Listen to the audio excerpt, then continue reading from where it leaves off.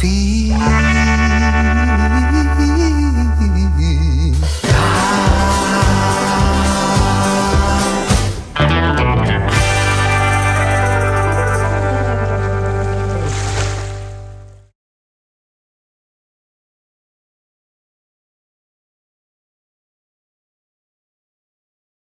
Vamos a abrir la palabra de Dios en esta noche. Te invito a que puedas abrir ahí en Segunda Crónicas, capítulo 34. Segunda Crónicas, en el Antiguo Testamento. Y esta noche quiero verte el poder de la palabra de Dios.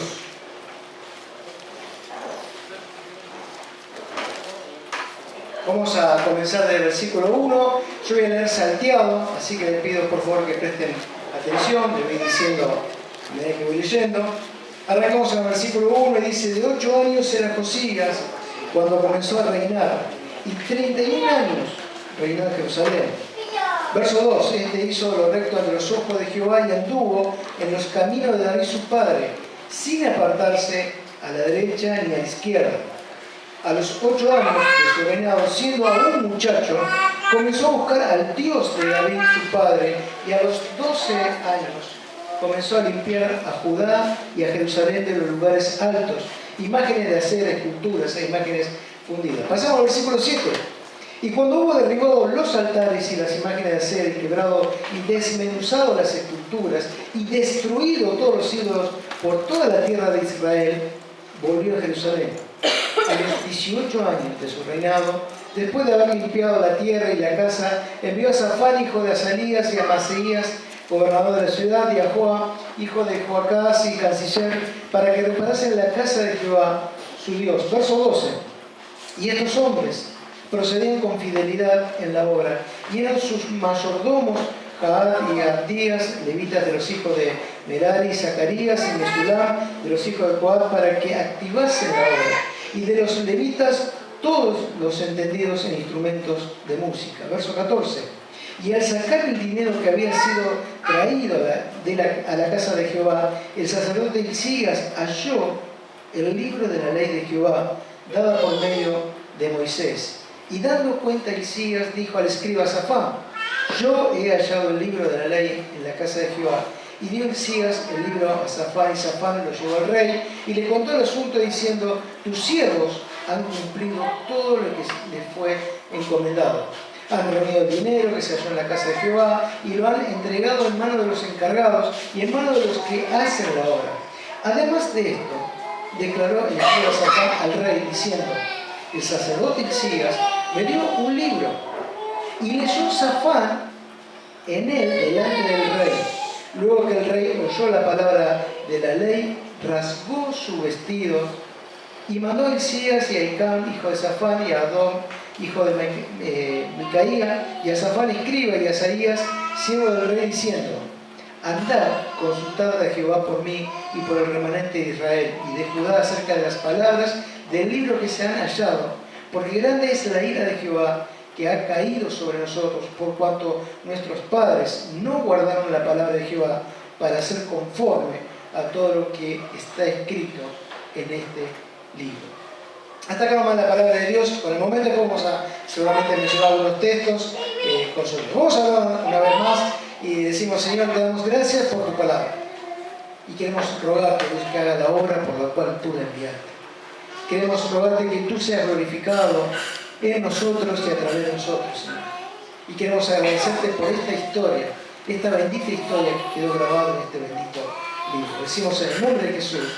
Amén, Señor. Lo que acabamos de leer es justamente un resumen.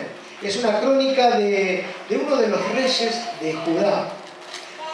Recordemos que de pronto Israel era un reino unido. Y en un momento, después de lo que fue David, Salomón su hijo, el reino se dividió en dos partes. La parte del norte, 10 tribus llamadas Israel, y la parte del sur, 2 tribus llamadas Judá. Bueno, esta historia que acabamos de leer ocurre en la parte sur, en Judá.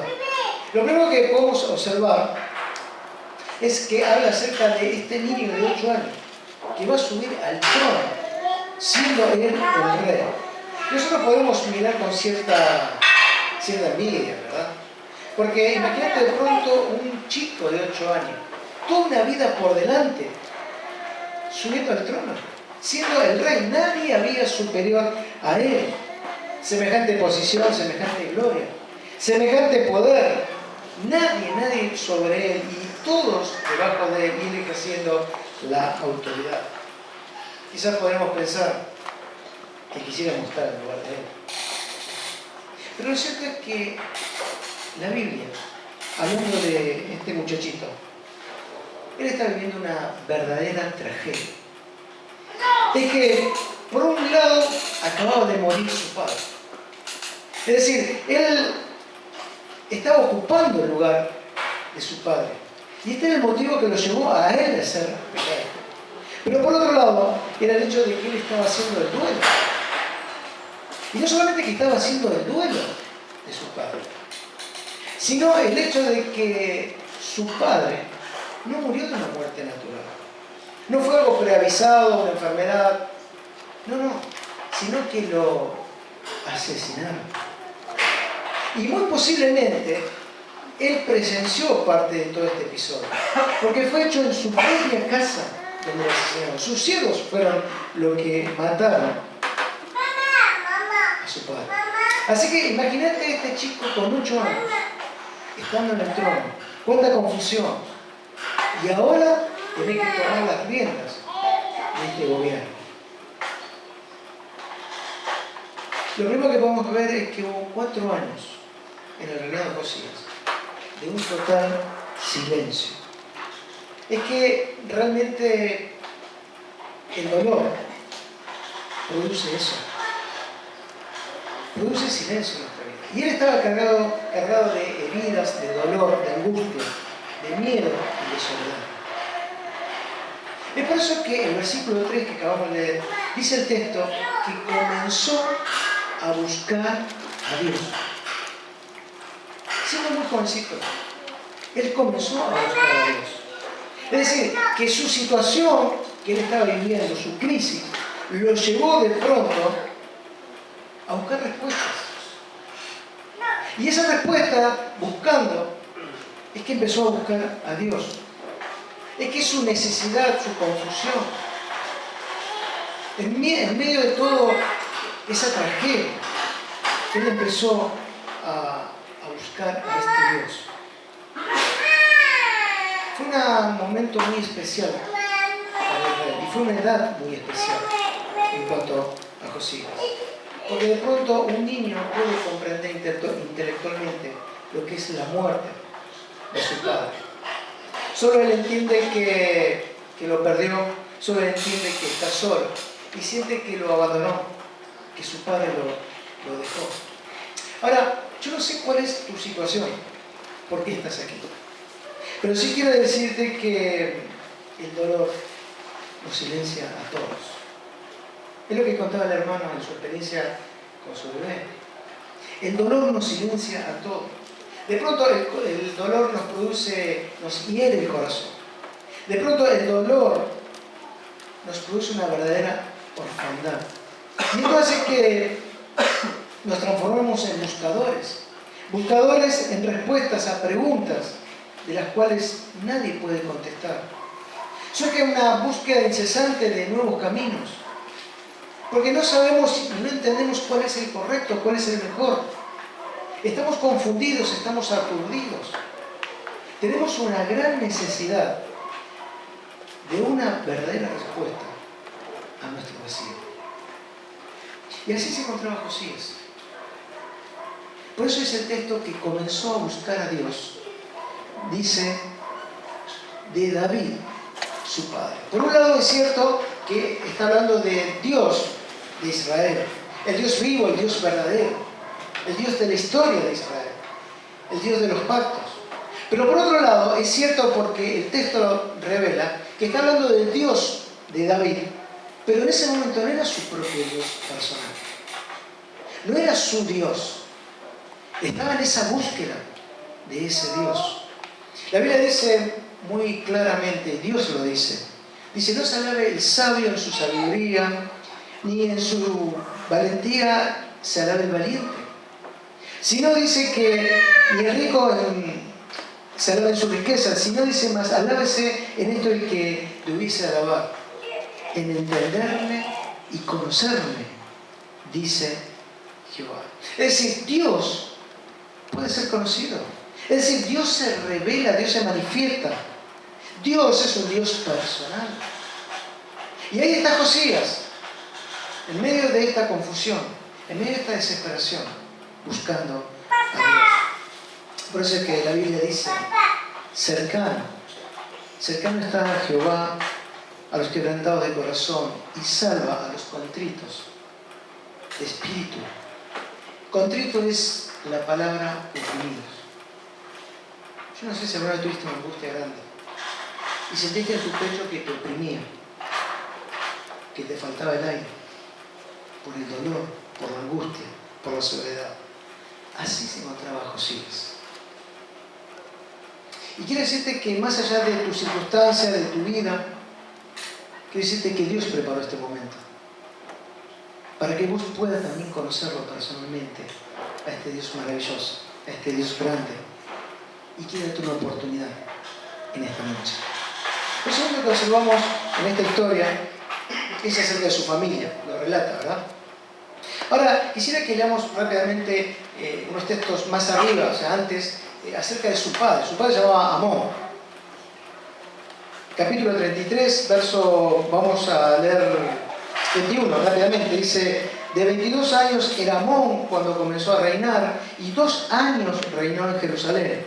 E hizo lo malo ante los ojos de Jehová, como había hecho Manasés su padre, porque ofreció sacrificios y sirvió a todos los ídolos que su padre Manasés había hecho.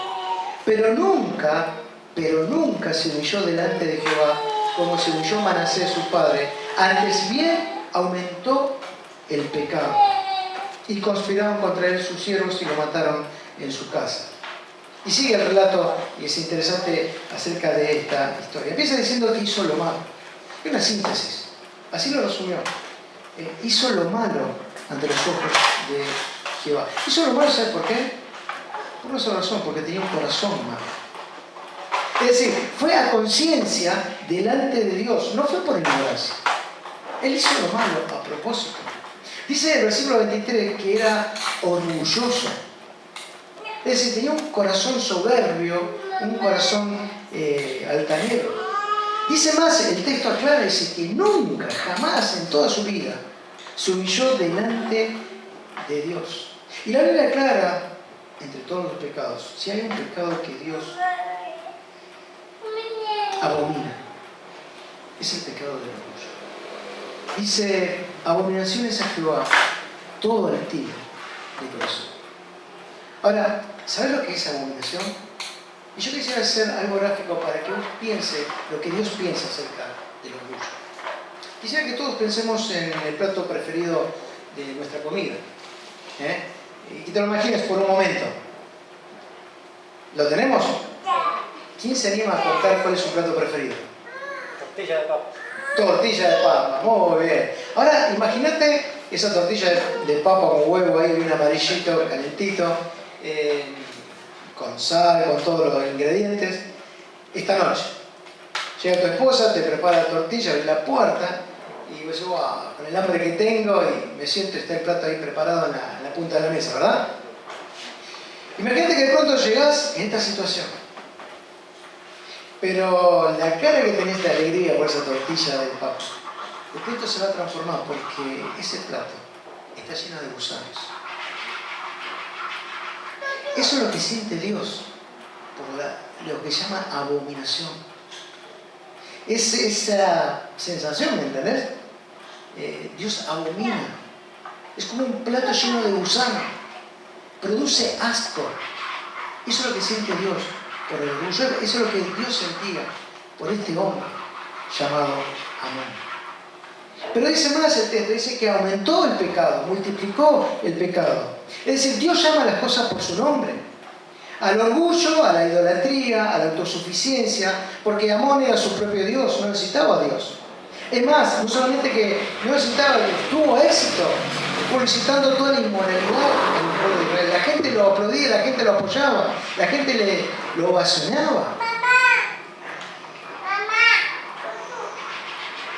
Pero este hombre, Amón, tuvo el ejemplo también de su propio padre. El padre de él fue Manasés. Y Manasés fue un hombre totalmente corrupto, totalmente perverso. La tradición cuenta de que de pronto Manasés fue el que asesinó a Isaías, el profeta Isaías, cuando él se escondió dentro de un tronco. Lo aserró en dos. Ahora, interesante que él introdujo toda la idolatría pagana, pero a la máxima expresión. Llegó a hacer sacrificio de niños, aún entregó a su propio hijo, creó la prostitución cúltica. Quisiera que rápidamente, fíjate lo que dice Deuteronomio capítulo 18, pero no cerres ahí donde estás. Deuteronomio capítulo 18, simplemente para comparar. Verso 10. Deuteronomio verso 10 dice: no se ha hallado en ti quien haga pasar a su hijo o a su hija por el fuego, ni quien practique adivinación, ni agorero, ni sortílego, ni hechicero, ni encantador, ni adivino, ni mago, ni quien consulte a los muertos. Y sigue el texto porque esto es abominación a Jehová. Era una provisión dentro del pueblo de Israel. Pero fíjate lo que dice el capítulo 33 de Segunda Crónicas y el verso 6, como comienza diciendo: y pasó sus hijos por fuego en el valle del hijo de Hinnom, y observaba los tiempos y miraba en agüero, era dado a adivinaciones y consultaba adivinos y encantadores. Se excedió en hacer lo malo ante los ojos de Jehová hasta encender su ira. Este era Manasés, el abuelo de Josías. La historia cuenta que al final Dios le dio una oportunidad, después lo llevó cautivo y ahí se arrepintió. Y Dios le dio una nueva oportunidad, pero ya había pasado toda su vida. Ya había desgastado a lo largo de su vida. Y había perdido mucho tiempo.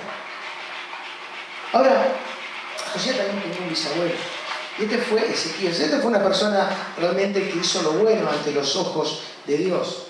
El tema es que Josías no llegó a conocerlo. Es decir, Josías vio todas las perversiones de su familia. Él había sido criado en tantas abominaciones, en cosas contrarias de la naturaleza.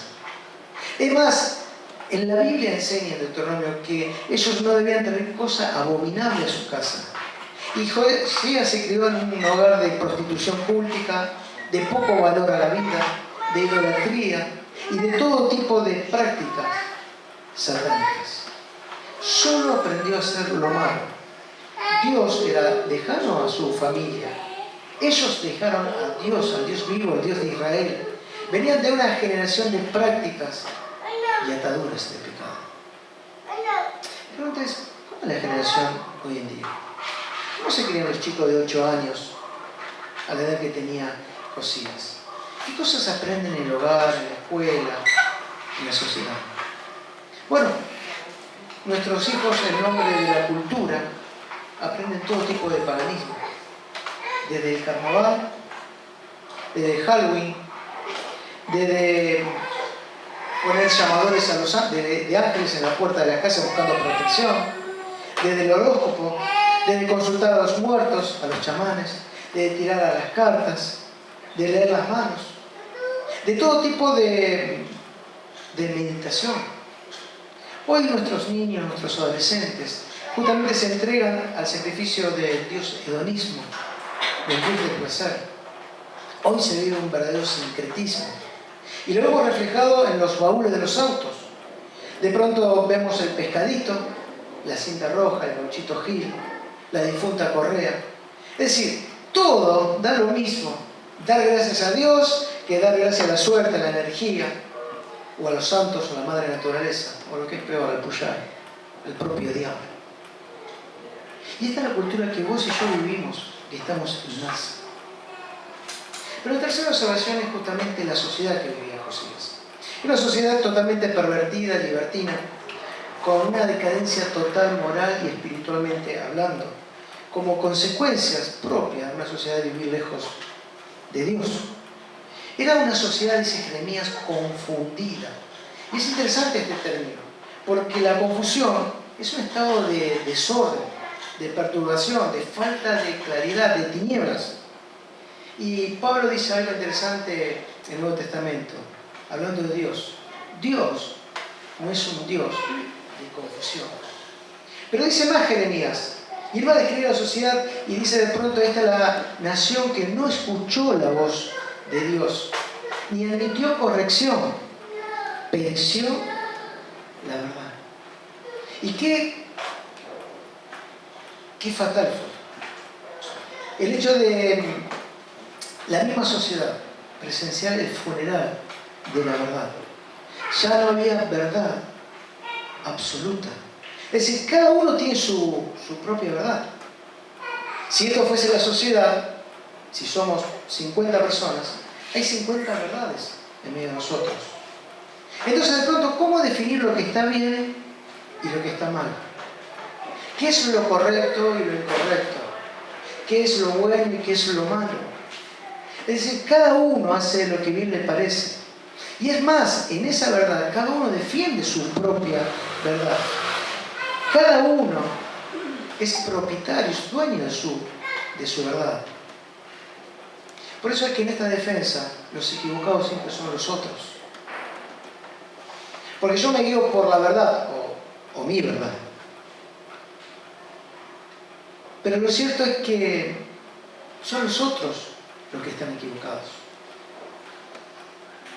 Y entonces ahí empiezan a fracasar los matrimonios, las amistades, las relaciones. Porque, dice el matrimonio, porque no nos entendemos. Porque pensamos distintos. Pero lo cierto es que en medio de todo esto, ninguno está dispuesto a renunciar a su propia verdad. Tampoco quiere escuchar cuál es la verdad. Y así era la sociedad de Josías. Muy parecida a la nuestra, ¿verdad? Pero Josías dejó de confiar en sí mismo. Josías dejó de confiar en su familia, en su pasado. Josías dejó de confiar en la sociedad y eligió confiar solamente y creerle a Dios. Al Dios vivo y al Dios verdadero. Seguramente Sofonías, que de la misma época era su primo, lo habrá motivado, alentado y guiado a encontrarse con este Dios que influyó en su vida. Lo primero que lo que hizo Josías, dice ahí que hemos leído, que a los 18 años, bueno, en Segunda Reyes habla de los 12 años, en realidad es como que a los 12 años comenzó, pero estuvo frenado, tuvo mucha oposición. Por eso que a los 18 años retomó con toda la fuerza, con toda seguridad y con toda la experiencia de haber vivido con Dios esta decisión de limpiar toda la tierra. Derribó los altares, las imágenes, quemó los huesos de los sacerdotes en el propio altar porque adoraban aún las personas mismas. Lo segundo que hizo es limpiar su propia casa. Es decir, sacó todo lo que había de su padre, de su abuelo, limpió toda la casa, en el patio, en los halls, todo, absolutamente no quedó nada. Porque hay una razón. Es que él decidió, en tercer lugar, limpiar, o ordenar, o construir, o reconstruir, o arreglar el templo de Dios que había estado cerrado. Pero lo cierto es que no se puede servir a dos señores. Es decir, uno puede servir a Dios en este lugar, adorar a Dios, y en tu casa tener otros dioses. Entonces Josías empezó a limpiar todo lo que había a su alrededor, que no quedase nada. Y en tercer lugar empezó a reconstruir el templo. Va a mandar a buscar el dinero. Ya tenía todos los profesionales, todos preparados. Resulta que cuando va a buscar el dinero del templo, encuentran de pronto un libro guardado ahí. Hasta que no lo abrieron no supieron bien de qué se trataba. Era nada menos que la palabra de Dios. La Torá, o posiblemente Deuteronomio, que contaba en tres partes importantes: la historia de Israel, la ley moral, los propósitos de Dios, la voluntad de Dios y los pactos, que era para la nueva generación. Ahí tenían todo. Y lo encontraron y se asombraron. Es que en realidad 75 años estuvo como nación y nadie había leído. Es más, él como rey, como cualquier rey de Judá, una de las obligaciones que tenía era hacer una copia, leer todos los días para vivir una vida santa, moral y hacer los preceptos de Dios. 75 años Dios queriéndose comunicar con su pueblo y nadie, absolutamente nadie, lo escuchaba. En cuarto lugar,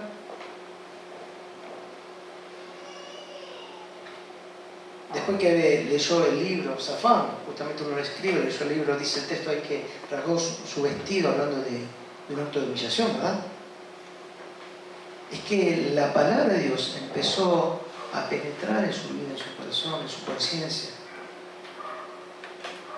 Y este hombre empezó a tomar en serio las cosas de Dios. Y fue y leyó todo el libro, todo lo que él había leído, delante del pueblo de Dios. Y empezó a caminar tras de Dios. Este muchacho ya joven restauró todos los servicios del templo, los músicos, los porteros, los levitas, absolutamente todo.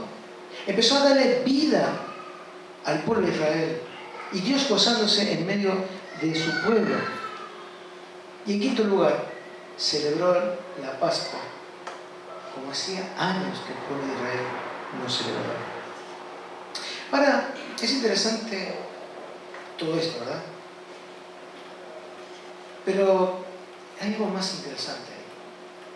Es decir, lo que Dios vio y lo que Dios dijo acerca de Josías. Así que te invito a que leamos ahí en el capítulo 34, verso 26. El final del verso 26 dice: por cuanto oíste las palabras del libro, fíjate los verbos, por cuanto oíste las palabras del libro, y tu corazón se conmovió y te humillaste delante de Dios al oír sus palabras sobre este lugar y sobre sus moradores, y te humillaste delante de mí y rasgaste tus vestidos y lloraste en mi presencia. Yo, dice Dios, yo también te he oído, dice Jehová. La primera cosa que hizo Josías fue oír la palabra de Dios. ¿Cuánto hace que no lees el libro de Dios? Josías leyó con todo el sentido. Leyó con una búsqueda. Es que la fe viene por el oír y el oír la palabra de Dios. Es decir, cuando él empezó a leer, en su corazón empezó a haber fe. Empezó a creerle a Dios. Empezó a confiar en Dios. Y esto despertó en él una gran esperanza. Despertó un nuevo mundo, una nueva realidad, una nueva posibilidad. Ya no estaba confundido, ya no estaba con el dolor, con la angustia. Dios era el Dios de su esperanza. Pero dice, ¿y tu corazón? Es decir, Josías tuvo un corazón sensible, un corazón quebrado, un corazón dispuesto a creer en y a creer a Dios. Si yo dijese que cuántos creen en Dios, y solamente todos los argentinos creen en Dios, si creen que existe, pero ¿cuántos creen a Dios? Eso hace la diferencia. Es decir, él le creyó sin prejuicios, sin dudas, totalmente a Dios. Pero dice algo más el texto: por cuanto te humillaste. Es decir, tenía un corazón con dolor, con pesar, por haber ofendido, por haber pecado contra Dios. Pero dice más el texto. Dice el versículo 31 que hizo pacto. Y tres cosas importantes, dice el texto, remarcó. La primera cosa que hizo, Dios es un Dios de pacto, a Dios le gusta el pacto. La primera cosa que hizo fue caminar tras de Dios. Es decir, él seguía los pasos a Dios. Es decir, no hacía ya su voluntad, sino lo que Dios tenía. lo que Dios tenía marcado, preparado. Dios iba delante de él. Segunda cosa que hacía era guardar su palabra. Es decir, significa obedecer su palabra. Es decir, conocerla, estudiarla. Era su manual, era su guía diario, todos los días. Encontrar la respuesta en la palabra de Dios. Pero la tercera cosa que decidió hacer Josías fue ponerla por obra. Y esto es vivir la palabra de Dios. Dios iba a ser lo primero en su vida, pero no solamente lo primero, iba a ser el centro de su vida. ¿Cómo fue posible todo esto? Es que la palabra de Dios tiene poder y autoridad y derriba cualquier argumento humano que vos y yo podamos atentar contra Dios. Porque la palabra de Dios es aquella que juzga al hombre y es aquella que tiene autoridad y poder. Y ningún hombre puede juzgar o oponerse justamente a la palabra de Dios. Es por esta razón que nadie puede ni agregar ni sacar nada de la palabra de Dios. Es que no podemos de pronto separar la palabra de Dios y al Dios de la palabra, que es la misma cosa. Es que ahí Dios se revela quién es, su voluntad, su propósito para con el hombre. Es que acá donde Dios revela el pasado, el presente, el futuro de la humanidad. Es que la palabra escrita en la Biblia y la palabra encarnada, Jesucristo mismo, y su obra en la cruz, desnuda totalmente lo que es la condición del hombre, tu condición y mi condición frente a Dios mismo. Pero a la vez provee el remedio, la gracia, el amor, la misericordia, el perdón infinito. Es por eso que dice el autor de los Hebreos, que la palabra de Dios es viva, es eficaz y es más cortante que toda espada de dos filos y que penetra a partir del alma y el espíritu, las coyunturas y los tuétanos, y discierne los pensamientos, todos los pensamientos y las intenciones del corazón. Pero dice algo más: no hay cosa creada que no sea manifiesta ante su presencia. Antes bien, todas las cosas están desnudas y abiertas ante los ojos de aquel a quien tenemos que dar cuenta. Es decir, Dios conoce tu vida en intimidad. No hay secreto que vos puedas tener, que quizás ni tu esposo, ni tu esposa, ni tus hijos, ni tu mejor amigo sepa, que Dios no sepa. Dios tiene toda tu vida como un presente continuo. Él va a ser el juez de tu vida. Por eso es que sabe todas las cosas de tu vida. A Él no le podemos ocultar. Sabe perfectamente tu vida. Porque Él la conoce y sabe tus situaciones que decidió buscarnos. Porque quería que sacar esta barrera que es el pecado, que nos separa de Dios. Y quería que vivamos cerca, en comunión, como empezó a vivir Josías. La palabra de Dios tiene la respuesta a todas nuestras necesidades, la necesidad más profunda del alma. Nada, absolutamente nada, podemos ocultar delante de su mirada. Estas palabras traspasó el corazón de Josías. Y yo quiero aprovechar estos minutos que quedan para terminar y preguntarte si estas palabras traspasó tu corazón en esta noche. Si reconoces tu necesidad frente a Dios. Si tenés un corazón sensible y humillado delante de Dios. Si reconoces que el pecado es lo que te separa de Dios. Si reconoces que necesitas la gracia de Dios y el amor de Dios y que estás lejos de Dios. Porque solo con una oración de fe, a un paso, estás cerca de tu salvación. Dice la Biblia que Cristo vino a reconciliar al hombre con Dios. ¿Y sabe qué hizo Él? Hizo una obra. Una obra que satisfizo a Dios y que es el remedio, como cualquier remedio que nosotros tomamos, ¿verdad?, a nuestro problema. En esa cruz, Él murió por tus pecados y los míos. Es más, Él se hizo pecado. El juicio de Dios cayó sobre Él.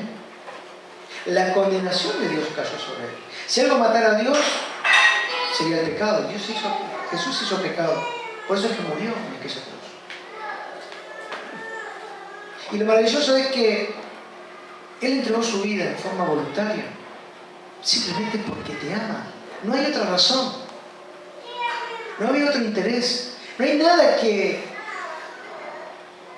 podamos ser de agrado a Dios. Es más, todo lo que hicimos y hasta ahora, si somos un poco sinceros, damos cuenta que hemos vivido a espaldas de Dios, sin importarnos de Dios. Pero Él te ama y me ama. Por eso que decidió morir en aquella cruz, pero al tercer día venció la muerte y resucitó, y hoy está sentado a la diestra de Dios. Y está esperando que vos tomes la decisión de pedirle perdón, de recibir en tu corazón. Es decir, es como un remedio, decimos. El remedio está ahí, pero lo que falta es que yo lo tome el remedio. El remedio en sí no me va a curar si no me apropio de ese remedio. Es decir, por la fe es la llave que me hace apropiarme del sacrificio de Cristo. Y hace que ese sacrificio sea eficaz a mi vida. Hace que yo pueda empezar a sentir esa salvación, esa vida eterna que Él me promete. Por eso quiero invitarte que si estás aquí y nunca lo hiciste, que ahí donde estás pueda elevar una oración. Con tus propias palabras. Dios ve el corazón, decíamos antes, ¿verdad? Más allá de las palabras, Él sabe lo que hay en tu corazón. Si en tu corazón hay realmente dolor por el pecado, si hay arrepentimiento, un deseo de volver a Dios, decirle: Dios, hoy entiendo por tu palabra que Cristo murió en la cruz por mí. Hay que decirle con tus palabras: quiero recibirte por la fe en mi corazón. Quiero ser un hijo tuyo, Dios. Quiero pedirte perdón por mis pecados. Quiero ser lavado, limpiado por la sangre de Cristo. Josías tuvo compasión de su pueblo, de su gente. Esto es maravilloso. Y él podría haber compartido todo lo que él vivió con Dios. Pero ¿sabe qué hizo? Sacó este libro. Sacó este libro y empezó a leer a todo el pueblo. Trajo todos, reunió a todos, del más chico hasta el más grande, para que ellos también se humillen y se arrepientan. Es decir, esa palabra poderosa cobró en su vida, que transformó su vida. Hizo compartirla con otros. Es interesante esta historia y tantas otras, porque la revelación histórica, es decir, el mensaje bíblico, es una revelación no solamente de hechos o cosas que ocurrieron en la existencia humana, es mucho más que eso. Es la autorrevelación de Dios. Dios se manifiesta a través de la historia humana. Es decir, Él se manifiesta a sí mismo y Él expresa su voluntad, su deseo de salvar y acercarse al hombre. Pero también Dios, en esa comunicación, en esa autocomunicación, lo que Dios manda del mensaje histórico es el hecho de que el hombre dé una respuesta a este mensaje. Y de pronto, ¿cuál va a ser tu respuesta, mi querido hermano? ¿Estás dispuesto a hacer pacto con Dios? ¿Es Dios el Dios de tu camino?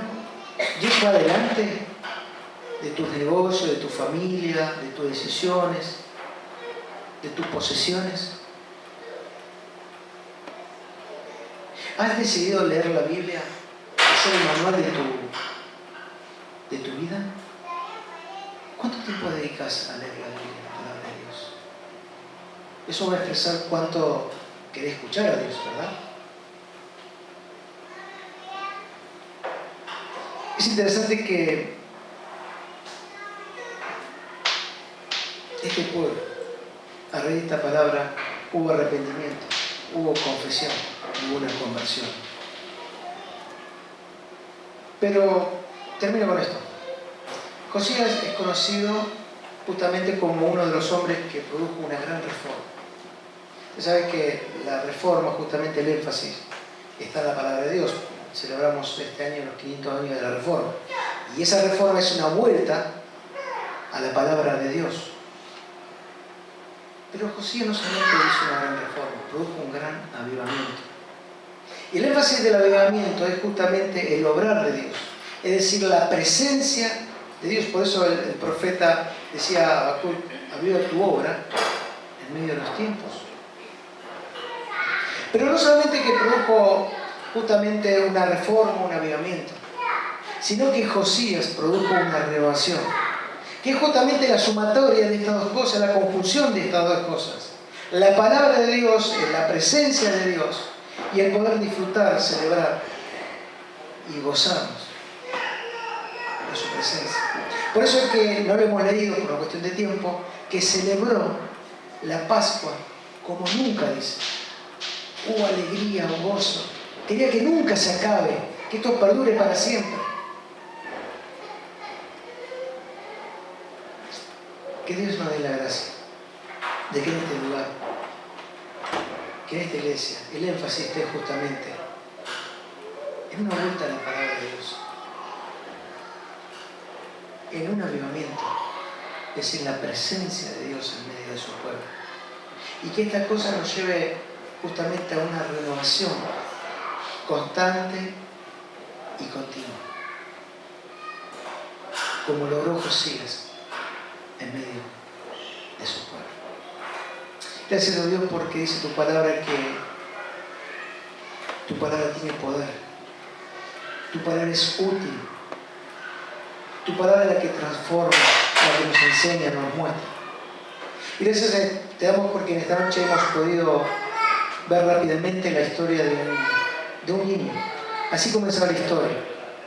Pero vemos un joven comprometido con tu palabra, con la sociedad y con su descendencia. Una persona que decidió creerte en medio de una sociedad que no te creía.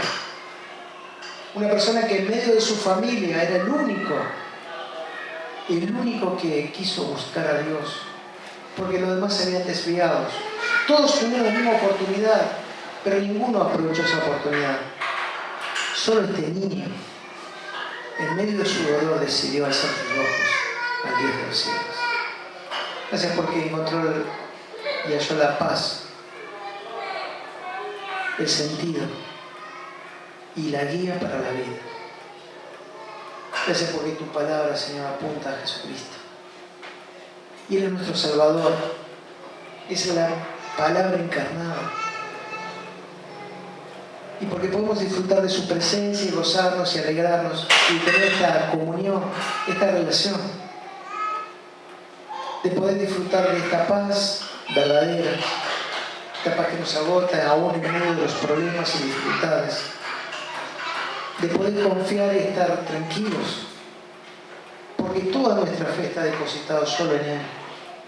Y más allá de que esta sociedad tiemble, varíe y se autodestruya, nosotros seguimos confiados en el Dios vivo y verdadero. Señor, bendice esta congregación y bendice cada una de las decisiones que se ha tomado en esta noche. Te lo rogamos, Padre, en el nombre de Jesús.